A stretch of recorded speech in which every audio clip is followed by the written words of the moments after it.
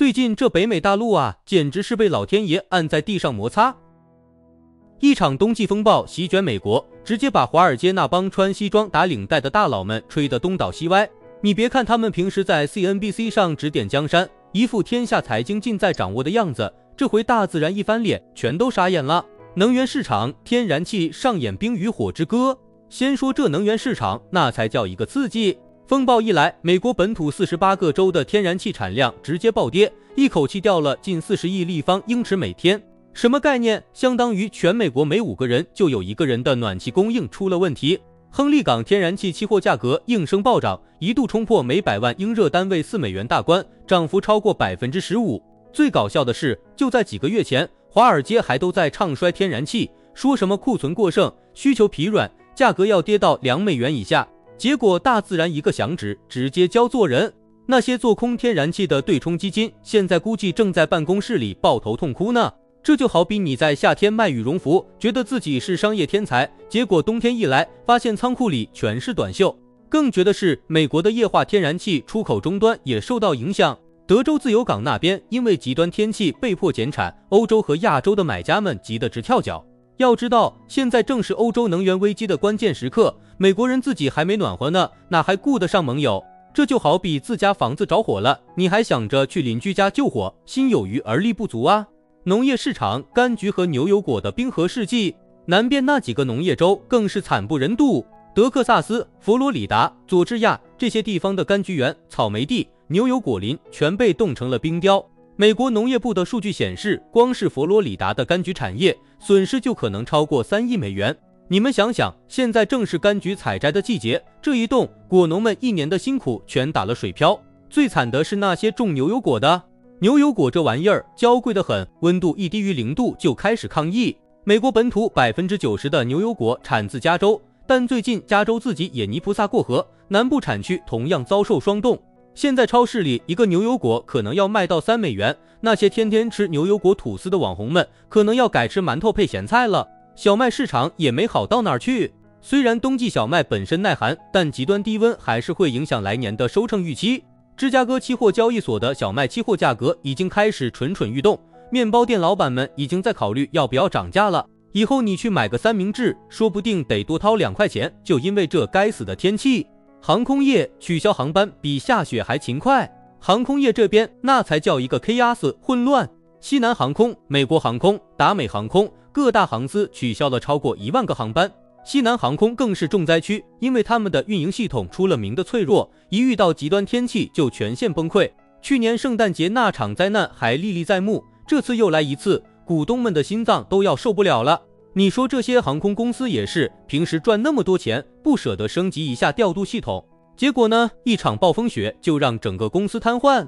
旅客们在机场睡地板、抢毛毯的画面在 TikTok 上疯传，股价跟着一起跳水。西南航空的股价单周跌幅超过 8%， 市值蒸发几十亿美元，这简直就是雪灾概念股的反向操作。更搞笑的是，航空燃油价格因为风暴导致的炼厂停产而上涨，航司们成本增加，但又不敢大幅涨价，怕吓跑本来就稀缺的旅客。这就好比开餐馆的，食材涨价了，但菜单不敢改，只能自己硬扛，利润薄得像张纸。保险业理赔电话被打爆，保险公司这边理赔电话已经被打爆了，房屋损坏、车辆事故、商业中断，各种索赔像雪片一样飞来。据行业估算，这次风暴造成的保险损失可能超过50亿美元。那些在保险公司，比如瑞士再保险、慕尼黑再保险，已经开始重新评估今年的巨灾风险模型了。最倒霉的是那些中小保险公司，资本金本来就不充裕，一下子来这么多理赔，现金流压力巨大，说不定过几个月我们就能看到某家保险公司破产的新闻。这就好比打牌，你本来筹码就不多，还非要跟住，结果对手直接 all in， 你不跟也得跟，跟了可能直接出局。零售业线上线下冰火两重天，零售市场呈现明显的2极分化。线上零售巨头亚马逊、沃尔玛电商业务倒是乐开了花，大家都躲在家里网购，生鲜配送、取暖设备、应急物资的销量暴增，亚马逊的股价反而逆势上涨，贝佐斯估计在家笑得合不拢嘴。但实体零售就惨了，商场门可罗雀，餐厅空无一人，电影院更是直接关门。那些靠节假日冲业绩的零售商，本来指望1月份清库存，现在全砸手里了。梅西百货、诺德斯特隆这些传统百货公司本来就 struggling 挣扎，再来这么一出，今年的财报怕是好看不了。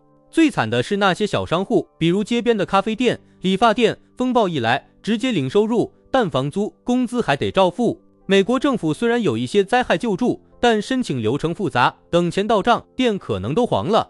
这就好比你在跑步机上跑步，突然停电了，你还得继续跑，不然就得摔跟头。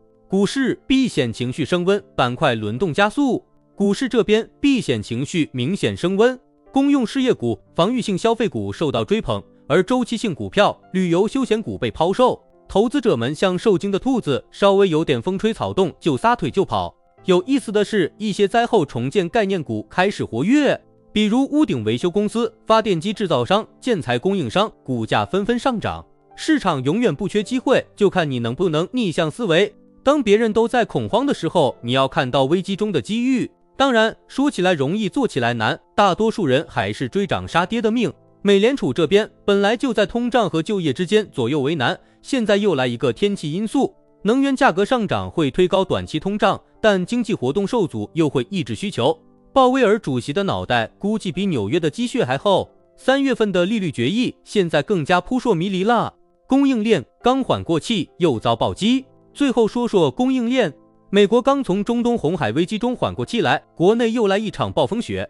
德州路易斯安那的化工厂、炼油厂纷纷停产，塑料、化肥、化工原料的供应再次紧张。那些刚把生产线从亚洲迁回美国的制造业企业，发现本土也不太平啊。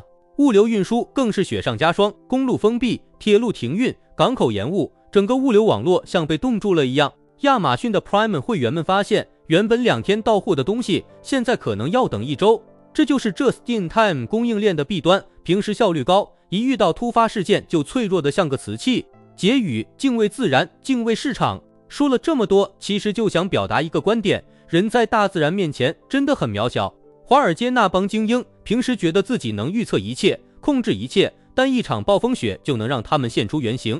市场也是如此，你永远无法预测黑天鹅什么时候飞来，只能做好风险管理，保持敬畏之心。对于普通投资者来说，与其试图预测天气、预测美联储、预测地缘政治，不如做好资产配置，分散风险。别把所有鸡蛋放在一个篮子里，更别在暴风雪天出门买菜。点外卖吧，虽然可能迟到，但至少不用挨冻。这场风暴终将过去，春天总会到来。但在那之前，让我们系好安全带，准备好迎接更多的不确定性。毕竟，投资就像生活，永远不会一帆风顺，但正是这些波折，才让胜利更加甜美。